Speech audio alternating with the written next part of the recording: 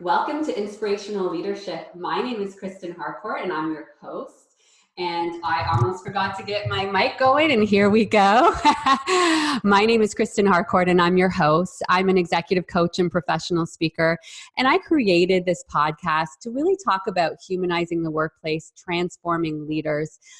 Create workplaces where people aren't just walking, people are walking the talk. So they're not just saying this is who we are. Actions speak louder than words. And today's guest is Brittany J. Harris. Brittany is the Vice President of Learning and Innovation at the Winters Group, and she's an expert in diversity, equity, and inclusion. Welcome to the show, Brittany. Thank you. I'm excited to be here. Thanks for having me. So, Brittany, we can't start the show without talking about what's happening, the reality right now. We are facing a global pandemic. And I'm curious for you, what's been going on with you? How has this been impacting your life, both personally and professionally? Yeah, so very, very, very interesting times. Certainly a new normal. Sometimes when we kick off, sessions around this work, we'll share like aspects of our identity that are like super top of mind and that influence, who we are, how we show up. And so oftentimes I'll share that, I am a Black woman, I'm a mother, which has been certainly top of mind just during this context, the impact of coronavirus. I'm a granddaughter.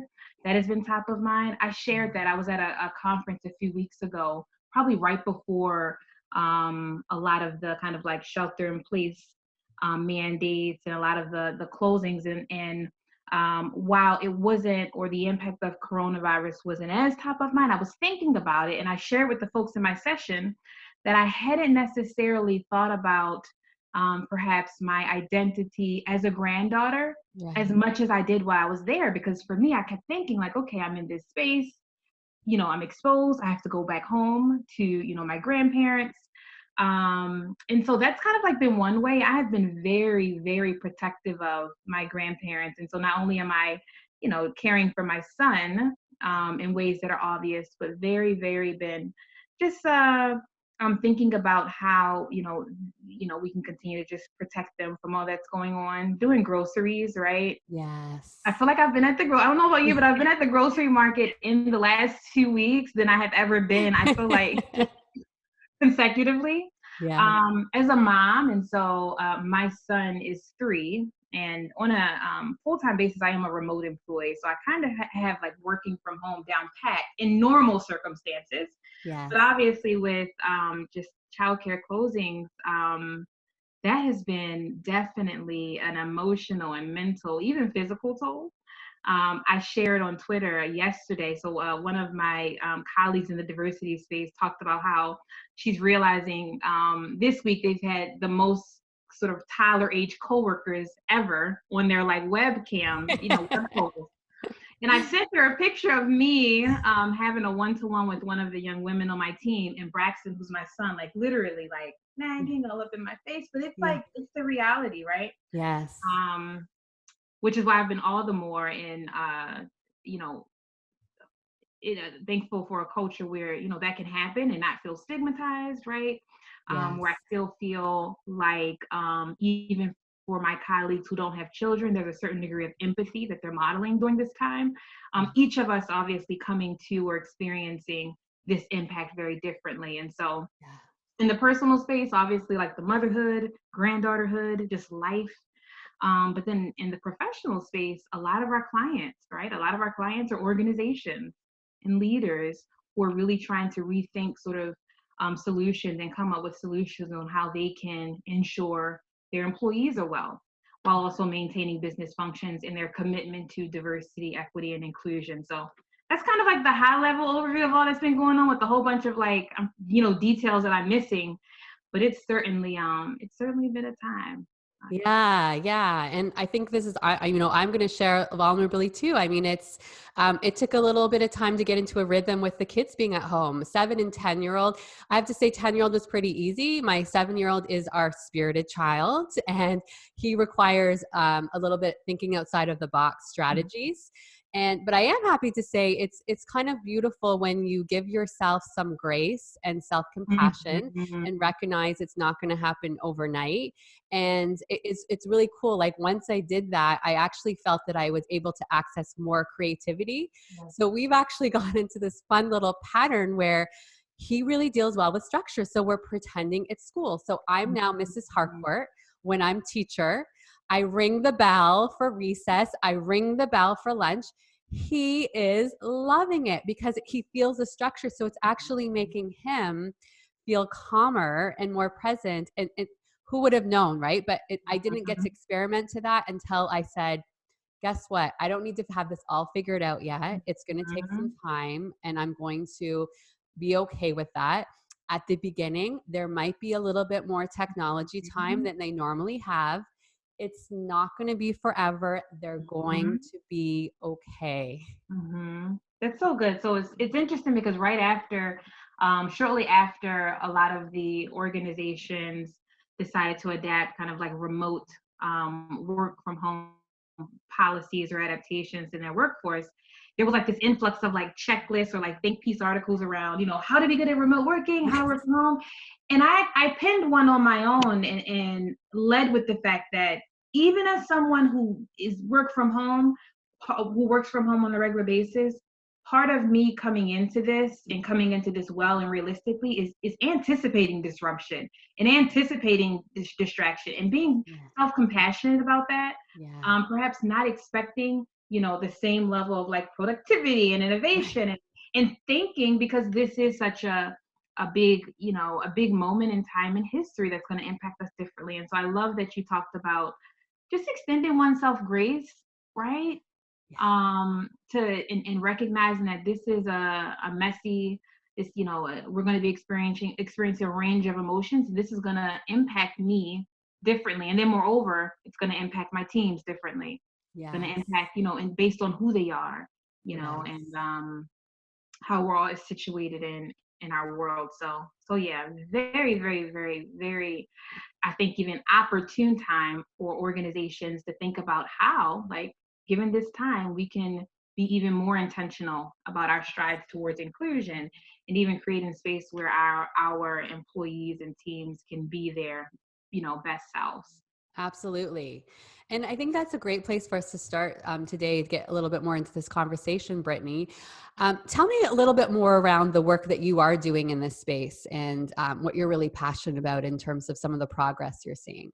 Yeah, so the Winters Group is a diversity and inclusion consulting firm. And so we support organizations, large, small, nonprofit, for profit, in their diversity, equity, and inclusion journeys. And so, in my role and on my team, we focus on education and learning, right? And so, we actually stay away from the word training. If Yes. you have read a lot of the mainstream think pieces on diversity training, we oftentimes get a bad rap, Yeah. and that a lot of times diversity training has been implemented as check the box or one off or like, let's just get people in the room and hopefully change their minds, right?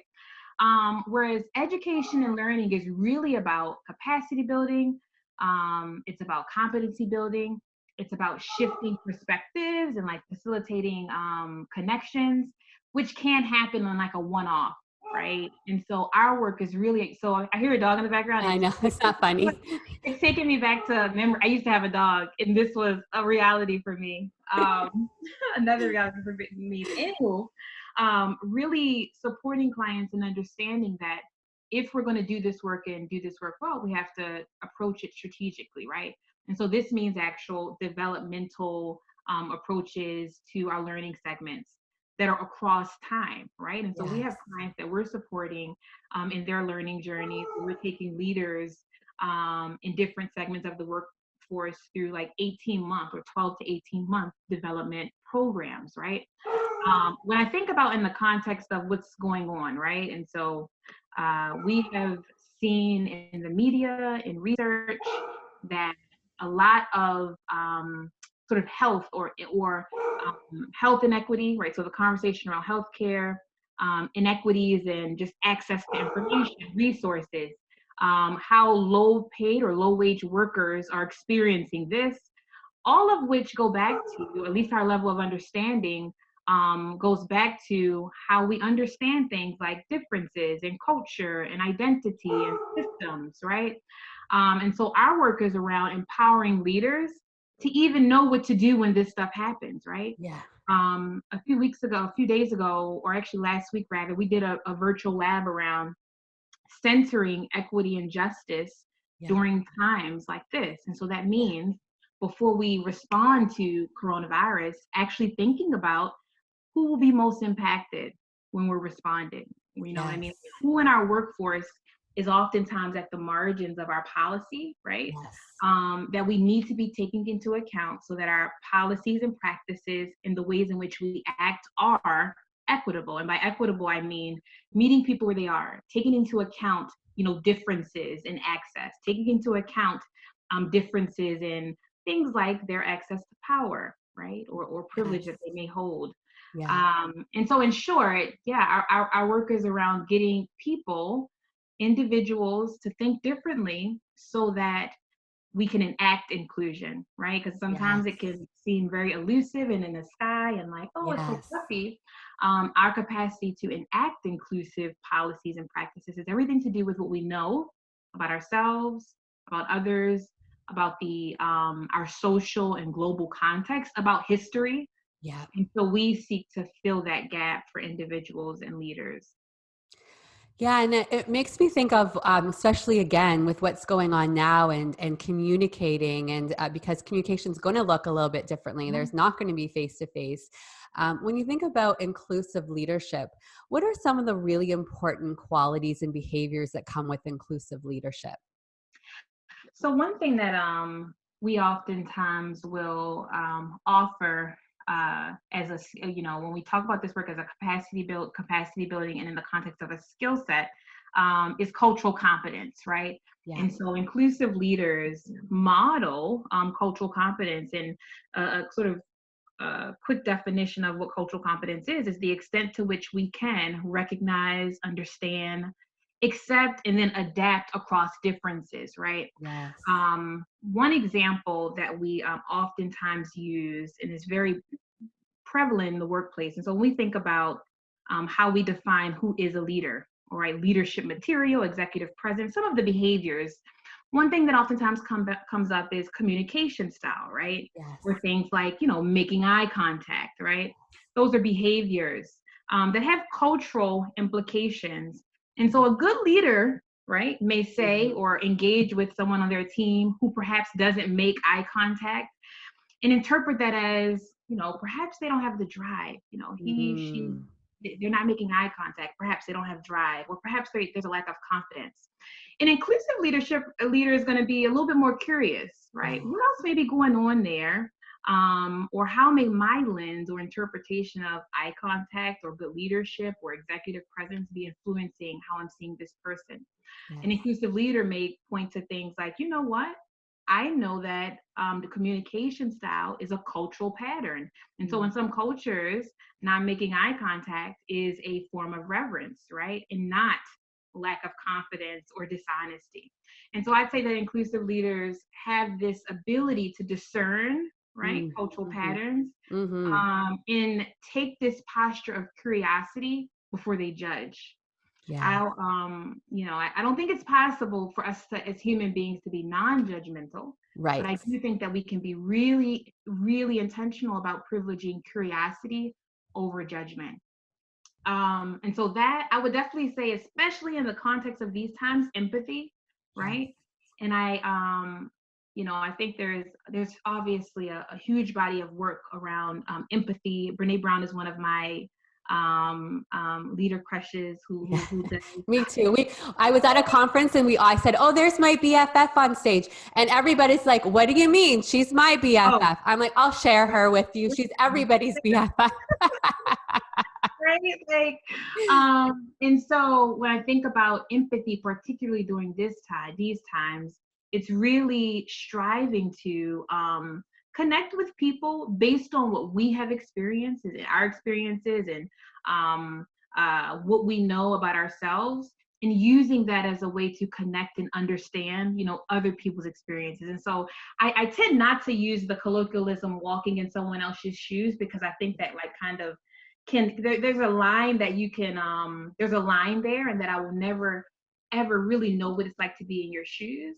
Yeah. But I can use something about my experience, how I Yeah. felt, to Yeah. connect with something Yes. that one may be experiencing. And so, even so, when we think about the impact of the coronavirus, everyone may not have, maybe experiencing this as a parent or a caregiver, or experiencing this in the same way, but as a leader, being open to understanding, right, and leveraging that as a point of connection for those who you are leading.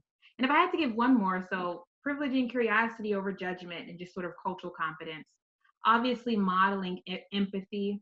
I would also say, authenticity and vulnerability, right?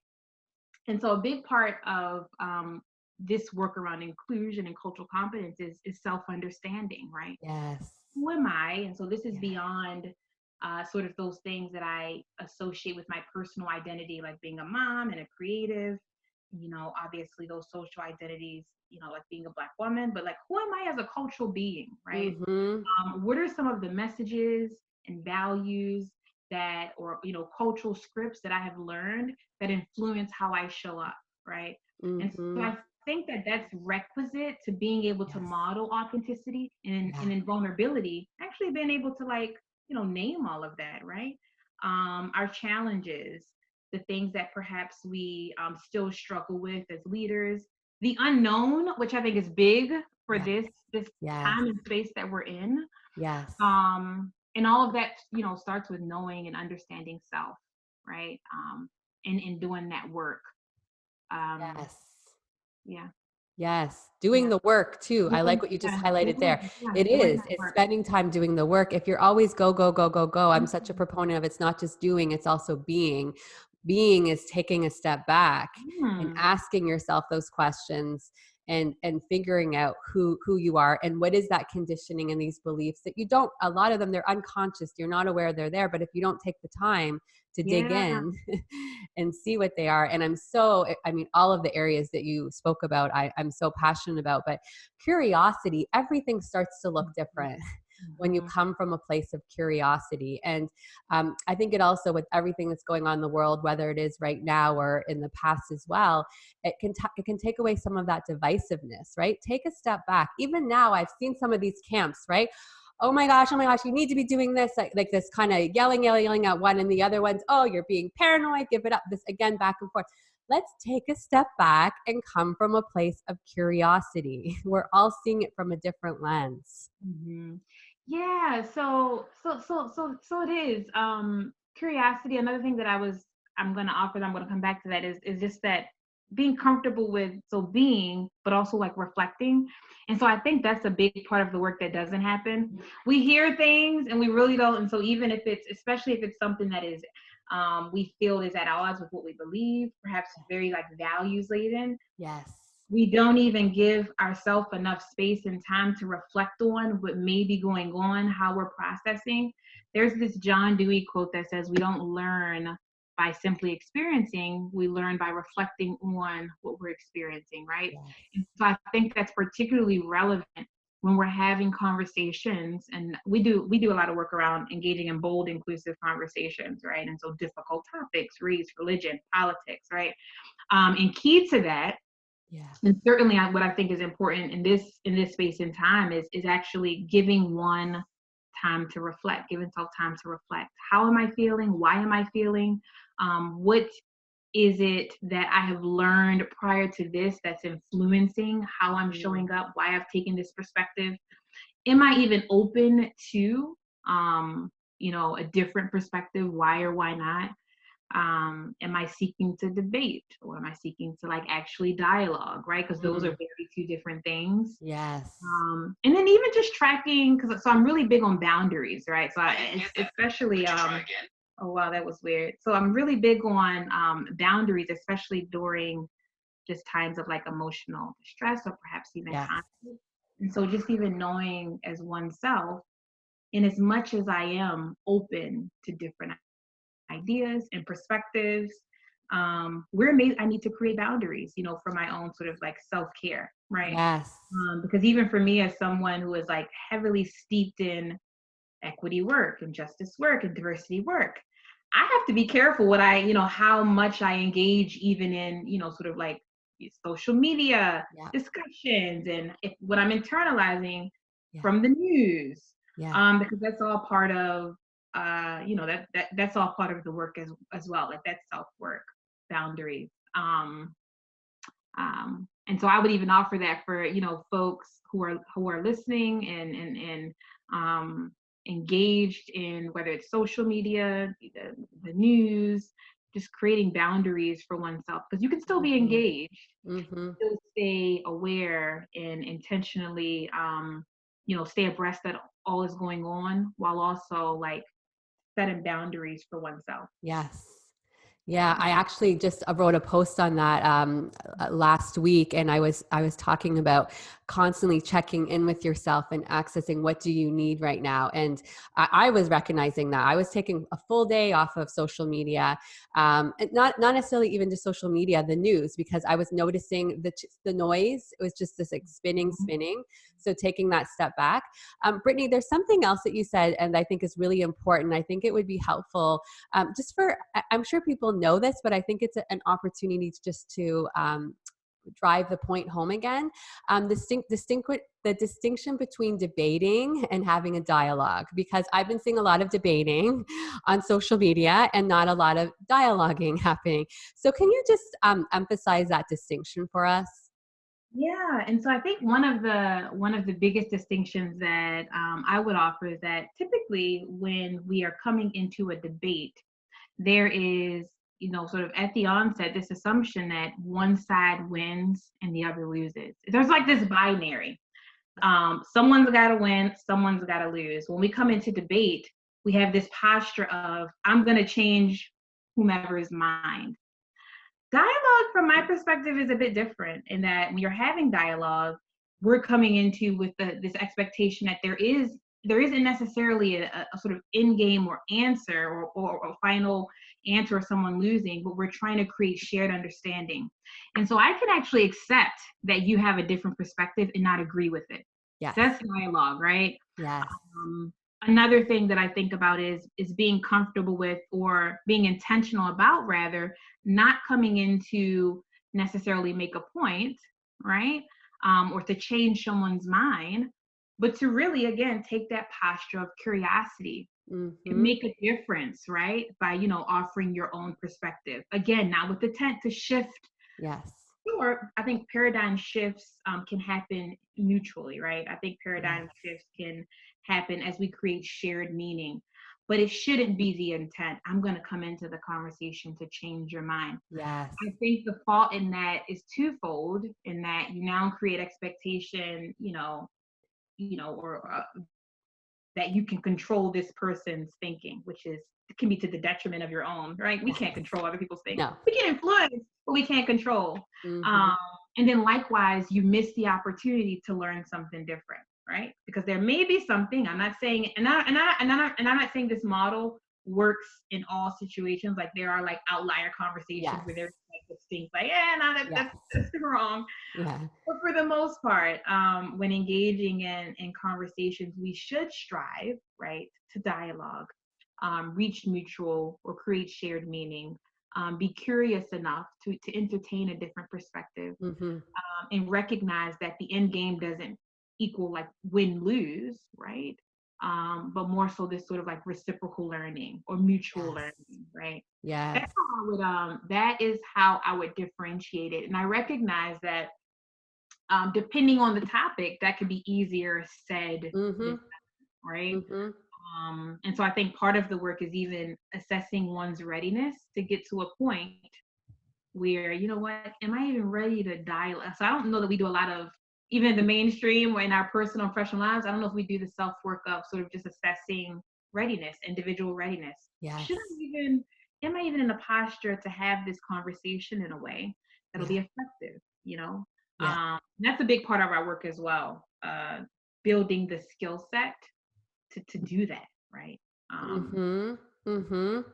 And that actually leads into my next question for you, which was really around um, what does it look like to sometimes have bolder, more inclusive conversations, right? I mean, I think Brene Brown has done a great job of talking about a lot of this when she's talking about courageous leadership. It's sometimes going in and having really difficult conversations and holding up the mirror and saying, this is what's going on.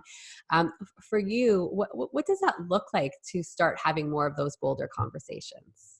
So good question. So a lot of our work has been around facilitating sessions and really increasing individual capacity to engage in bold, inclusive conversations.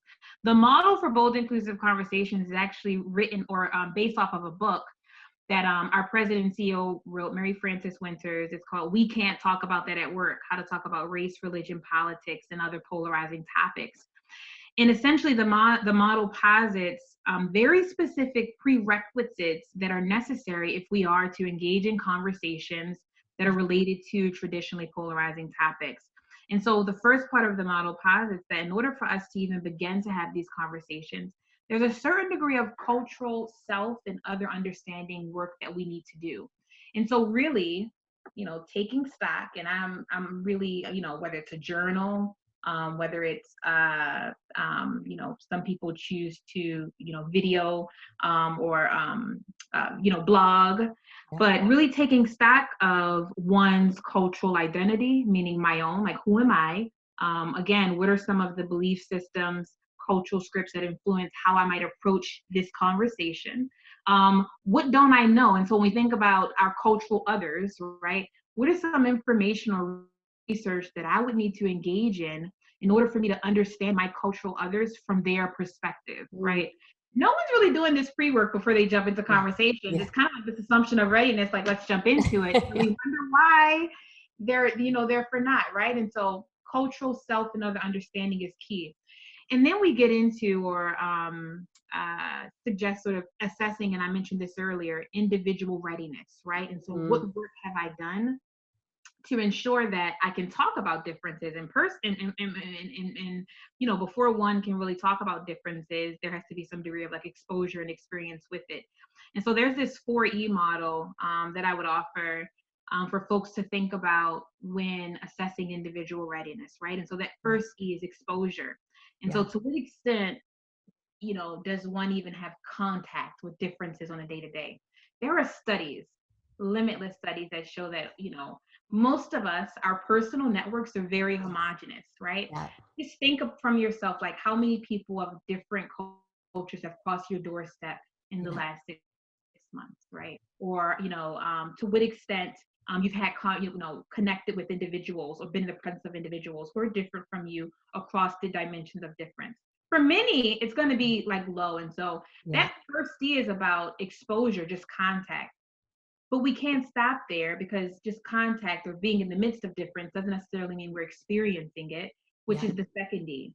And Yes. so being really intentional about facilitating and creating for oneself transformative experiences across differences. And so that means actually perhaps going to, a faith community or a service that is not, of your own. That may look like engaging with someone in the workplace for lunch, perhaps who you haven't engaged with, right? And there's some trust building that needs to go there, obviously.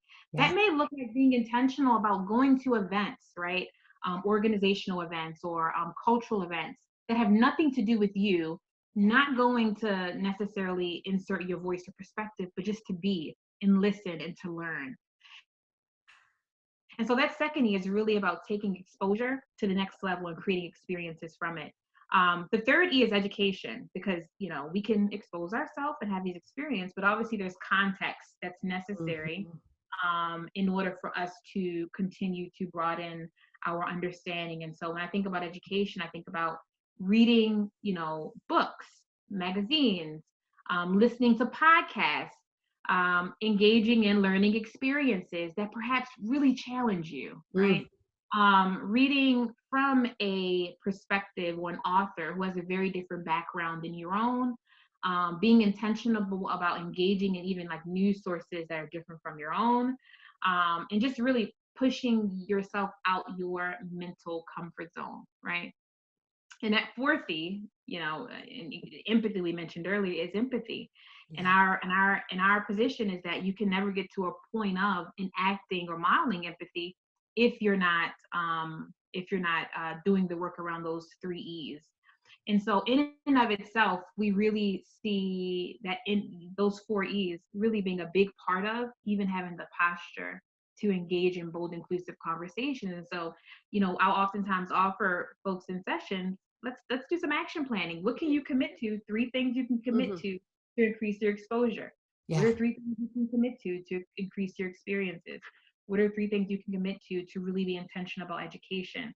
And then what Yes. are some behaviors you can model to bring you closer to enacting empathy, which are critical to approaching, these conversations. Mm-hmm.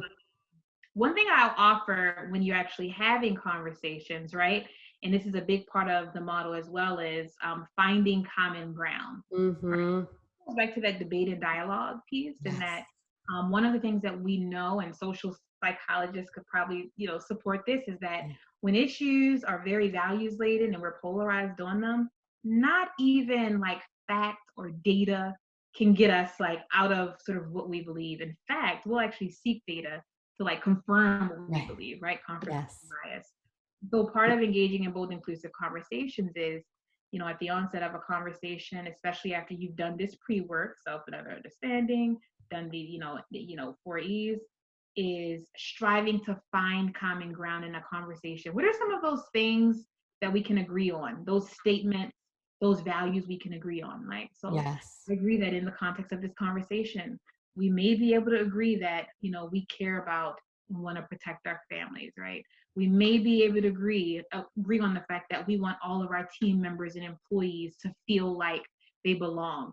And then that's when you get into probably differences in how we see that happening, right? Mm-hmm. Sometimes we want to jump right into differences without necessarily coming to agreement on or finding common ground and creating shared meaning, which is a big part of approaching bold, inclusive conversations, right?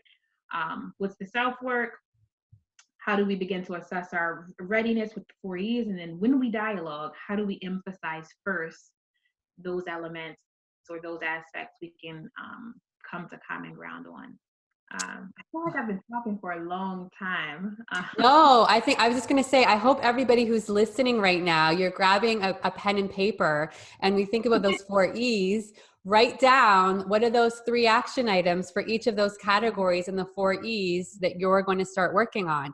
And you know me, if I was your coach and I was talking to you right now, not only do I want the action items, I want to know, when are you going to do that? Are you going to do that this week? Are you going to do this by the end of next month? Like, to start to put this into action, right? So I think it was really great what you gave, Brittany, because very concrete examples of things people can start doing right now to get more comfortable in these different areas. So wonderful, wonderful. Brittany, one thing that comes up for me is I always like hearing stories. If you can tell me about, some of the clients or organizations, one that might come to mind to you of a company that you're really proud of, with an example of them, kind of that before and after they've done this work, something that might have shown up in their organization where they are being a lot more inclusive than they would have been previously. Does something come up for you? So I'll give you of an example of a client that we are working with. And so at the onset of some of our or most of our learning and education interventions, we use a tool called the Intercultural Development Inventory. And so this inventory helps us do two things. One, sort of just assess the group's level of cultural competence and figure out what learning intervention may look like or development plan look like. Yeah. And it also puts us in a position at the end of an engagement to see how the group has moved along in their understanding of, cultural competence, this work, and, how they have grown in that skill set. That's why the whole like framing this as a skill set and capacity building is so important. And so we work with a one organization. They're actually in the let's say religious a religious what do we call it, conference, so like a religious conference. And so they identified a cohort of about 15 cultural ambassadors who Yes. would be responsible for taking like their new learning back into the organization, back into their um, different sort of like sub conferences, and obviously into their churches, right? Okay. And so the whole idea was, if we can empower this group, we can begin to, reach, our broader population. And so Yes. one of the things we did at the onset was administer the IDI, get Yes. an understanding of where the group was. We Yes. developed a 12-month program for this group. Okay. And so they met quarterly in person, but in the between time, they had virtual sessions, still facilitator led, in addition to sort of like peer-to-peer connecting, learning. There's like a reflection guide that we developed for them. And so again, very intentional about it. And so at the end of the end of the 12 months, we re-administered the IDI to actually track the growth, or the development rather, of this group. Okay. I'm going to offer a little bit more kind of like, because I think this is so important context, I'm going to offer a little bit of the research behind the tool to make the picture a little bit more clear. Okay. And so this tool helps us understand sort of like worldviews or perspectives across differences. And so one of the common worldviews when people take this tool is minimization. Minimization is very well intentioned, but can actually be an impediment when our goal is inclusion and equity, and that a minimization worldview may emphasize similarities and undermine very important differences, right? Okay. And so this may sound like, things like, and sort of day-to-day colloquialisms like, I don't see color, or I treat everybody the same, or I don't, those differences don't matter, we're all humankind, right? Which is very altruistic in nature, right? And if we're not careful, a minimization mindset, we can miss those differences that make a difference. And so in my earlier example, when I talked about curiosity and being able to point to that across different cultures, certain things look differently, that would be very difficult at a minimization mindset to do. Right. And so imagine someone tasked with leading inclusion and equity efforts that are meant to attract different communities.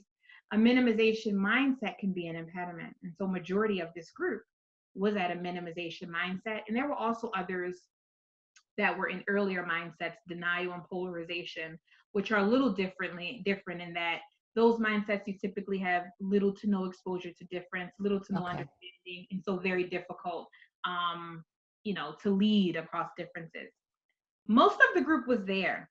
At the end of the engagement, this is like the power of like measuring and really approaching this stuff as a capacity building. At the end of the 12 months, we re-administered, and the group had moved along. And so we had a good chunk of the group in what we call acceptance and adaptation. And so acceptance is where we've moved beyond minimization into acceptance, where now we're curious enough, Chris, to actually start to ask the questions like, what else may be going here? I may struggle with like coming up with solutions, but at least I'm curious enough and I'm asking, and I have enough context to know that something else, whether it's cultural, right? Whether it's influenced by experiences, may be going on. And so I can use that in how I come up with policies and practices and engagement efforts.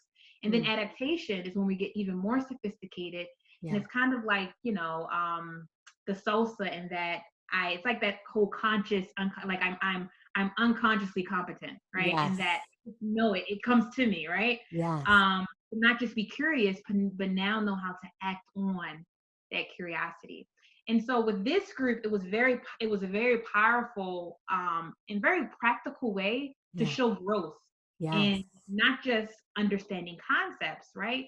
But shifting our mindset, which is the start point for this work. And so if I had to leave folks with anything as it relates to diversity, equity, and inclusion work is, in as much as we love to get to action and like, let's just set hiring targets and let's just throw out these programs and let's just, do this award and go to this conference, our ability to really enact inclusion has everything to do with the extent to which and our capacity to understand differences effectively.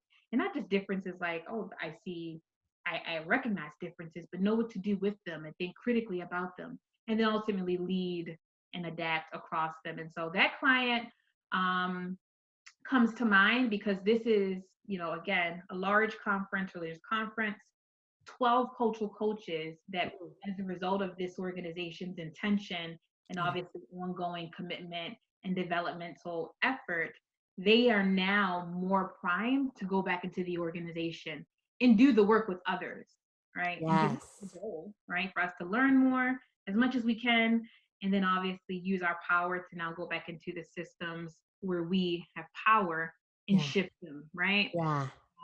So yeah, that one comes to mind. Yeah. And I'm trying to think of what else.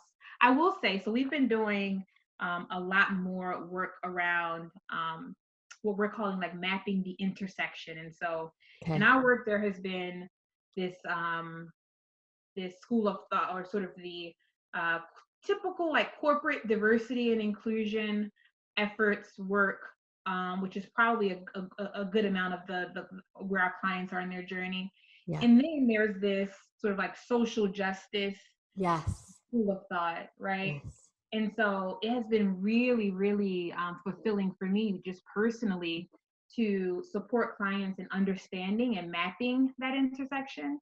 Yeah. So when we think about, how we're even framing up why we do the work, moving from language that's centered on like, profit and just business case, back to language centered around humanity, right?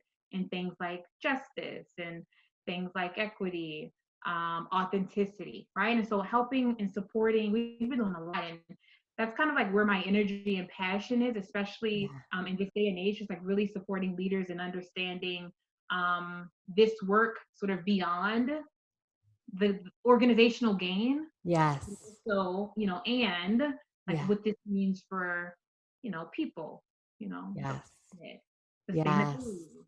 Um, and it's been fulfilling to work with clients who get it, or who may not get it but are interested in getting it, curious Right. about it. Curiosity.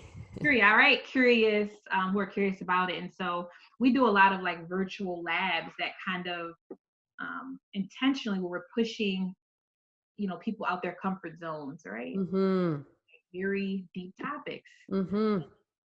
in the context of social movements like Me Too, in the context of, socio-political environment, in the context of like conversations around racial injustice, right? So really pushing our clients to think about how, as organizations, we're not in a vacuum, and all of Mm-hmm. this has everything to do with our diversity and inclusion, or should equity work, right? So yeah, that's been like where a lot of my energy has been of late, because I think it's a really, really big necessary part of how we realize and Yes. even like reimagine Yeah. work. Yeah. Yeah. I mean, I'm so inspired by the work that you're doing, and you're so aligned with when I'm talking about humanizing the workplace. This is what it is. It's the humanity. And I always say this to my guests, I never want them to leave because we're having such good dialogue. But being cognizant as we start to think about ending today's episode, what would be a final thought that you'd like to leave with the audience?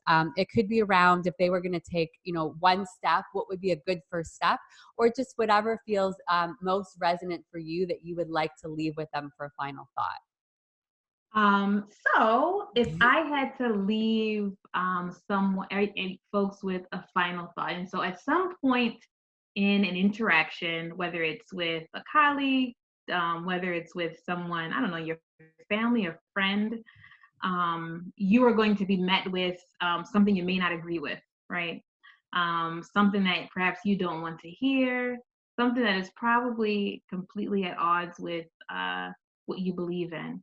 And I would actually offer, because this is a skill set, that as an opportunity for you to practice curiosity, right? And really ask of yourself, like, what else may be going on here? Why am I feeling this way? Really use it as an opportunity to do that kind of like reflection and self-work. I would also offer as an activity, right, if I could. Yes. This is a powerful one that and it is not my own, and so I'll actually give you the link if you like to link it to Yes, example. please. We'll put in the show notes. And I'm having my team do this on Tuesday as part of our team builder. But there's this exercise called I Am From, right? And so the idea is that you are developing a narrative where you are pulling from your childhood experiences, your cultural scripts, your experiences in the workplace, aspects of your identity, and creating this narrative that starts with I am from, and Mhm. using it to make connections to how you show up, right? So you write this narrative, and then you start to do a lot of, reflection on, okay, how does this show up in how I lead? How does this show up in how I connect with others? How does this show up in how I'm experiencing this day or time? It's an I am from narrative. I love it. I think it's a very good start point in being intentional about self understanding. Yeah. When I say foster self understanding, I'm not just saying, think about, oh, what makes you you. Yes. And how does that influence all these other things, right? Mhm. And so that'll be my takeaway. That'll be my takeaway for folks. If you are encountered with something this week, practice the art of curiosity. Like Yes. literally, Yes. privilege curiosity over judgment. Um, describe before you judge, right? Describe without interpretation before you judge. Like, what are you seeing before you judge? And commit to doing some sort of like self-understanding activity. This I am from one is a good one. I'll even link you to mine. I've completed it Yeah. many a times, and it's always refreshing. Yeah. It makes you hold yourself accountable to the things you know about yourself, maybe even some blind spots you may have, and how it shows up in how you lead. Yes, that's fantastic. We will definitely include that in the show notes. Um, Brittany, thank you so much for being here today. So much wisdom. You explained it in such a articulate way that I think people who might have not understood some of these concepts understand them probably so much more clear in such a clear way. So I appreciate you for being here today. Thank you for having me, Kristen. So appreciate Thanks, Brittany. And everyone in the world, we are sending so much love. Absolutely. Absolutely. Absolutely. Be good to yourselves. Yes. Be kind to yourselves and obviously kind to others. I do believe we are going to come out of this with some good. I absolutely. There's so much learning that comes through experiences like this. Bye, everyone.